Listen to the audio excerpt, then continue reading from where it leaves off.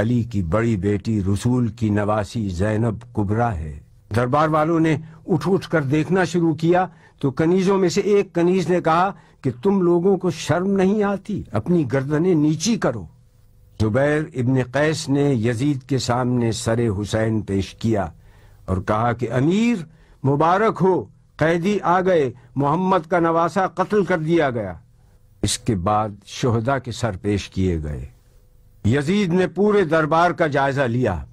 یہودیوں کا عالم راس الجالود، سفیر روم، نصرانیوں کا عالم، علماء اور اراکین دولت موجود تھے۔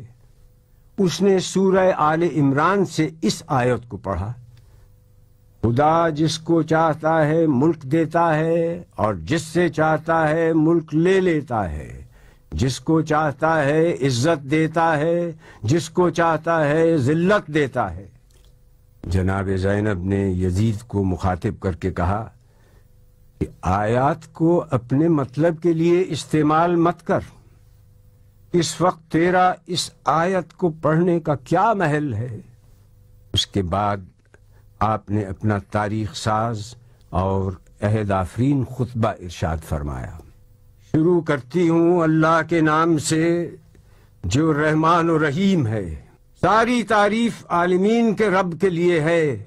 میں ستم دیدہ سہی مگر تعریف تیرے لیے، میرا گھر تباہ سہی مگر حمد تیرے لیے، میرا خاندان کشتہ راہ وفا سہی مگر بندگی تیرے لیے، اور درود و سلام میرے نانا پر۔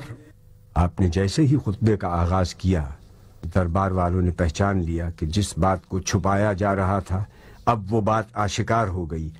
ہر طرف سرگوشیاں شروع ہو گئیں۔ ہاں، برا انجام ہے ان لوگوں کا جو اللہ کی آیتوں کی تکذیب کریں اور جو اللہ کی آیتوں کا مذاق اڑائیں۔ کیوں یزید، تو نے اللہ کے قول کو بھلا دیا؟ اللہ کا قول یہ ہے کہ کافر یہ گمان نہ کریں کہ ہم نے جو ان کو مہلت دی ہے وہ اس لیے دی ہے کہ ان کا زمانہ ہمیں پسند آیا ہے یا نہیں۔ یہ مہلت اس لیے ہے کہ وہ گناہ پر گناہ کیے جائیں تاکہ عذاب زیادہ ہو۔ کیا یزید تو گمان کرتا ہے کہ یہ ملک ہے نہیں، یہ مہلت ہے؟ کیا تو یہ سمجھتا ہے کہ تیری یہ حکومت ہے، تیرا اقتدار ہے اور ہمارے لیے کوئی راہ نہیں، اور تو نے ہم کو در بدر پھرا کر اپنے جبروت کا اعلان کیا؟ یہ غلط ہے۔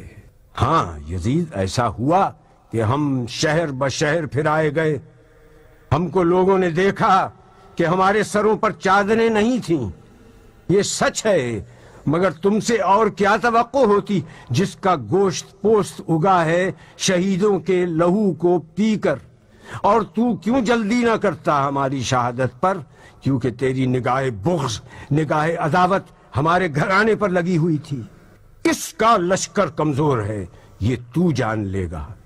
میں دیکھ رہی ہوں کہ تو میرے خطبے کو روکنا چاہتا ہے، تو کسی اور کام میں مصروف ہے۔ ہاں، اب جتنی تجھ میں ہمت ہے ستم اور کر لے۔ یزید، تو ہم کو ڈراتا ہے؟ اس کی قسم جس نے ہمارے گھرانے میں نبوت دی، اس کی قسم جس نے ہم کو کتاب سے سرفراز کیا، تو ہمارے مقصد کو پا نہ سکا، اب تو ہمارے ذکر کو قیامت تک نہ مٹا سکے گا۔ تو یہ نہ بتلا سکے گا کہ آل محمد کس غرض کے لیے قربانی دے رہے تھے۔ اب تیری رائے میں فتور آ چکا ہے، تیرے دن گنتی کے رہ گئے، اب تیرا مجمع منتشر ہونے والا ہے۔ تاریخ سے ثابت ہے کہ آپ کی یہ پیشین گوئی چند دن بعد ہی پوری ہو گئی، جب شام کے قید خانے میں حسین کی ایک بچی کا انتقال ہو گیا اور اراکین دولت شام یزید کے سامنے سفارا ہو گئے اور شام میں بغاوت کا آغاز ہو گیا۔ میں دعا کرتی ہوں اللہ سے کہ جس نے ہم کو سعادت و شہادت عطا کی، اسی طرح سے ہم کو وراثت ارضی نصیب ہو، اسی طرح سے ہم کو خلافت ارضی بھی ملے، اور اسی طرح سے ہم اس کی بندگی میں کامیاب رہے۔ جناب زینب کا خطبہ اس آیت پر ختم ہوا جس کی ابتدا میں تلاوت کی گئی، جس کا ترجمہ ہے کہ اللہ ہی ہمارے لیے کافی ہے، وہی ہمارا سہارا ہے۔ سلام ہو خدا کی راہ میں جہاد کرنے والی پر، دین کے سب سے بڑے پیشوا کی سیادت ماں بیٹی پر، خدیجہ کبریٰ ابدی یادگار پر، علی مرتضیٰ کی دختر پر، فاطمہ زہرا کی زندگی کے جوہر پر، غریب الوطن پر، اسیر محن پر، آپ کی خدمت میں سلام۔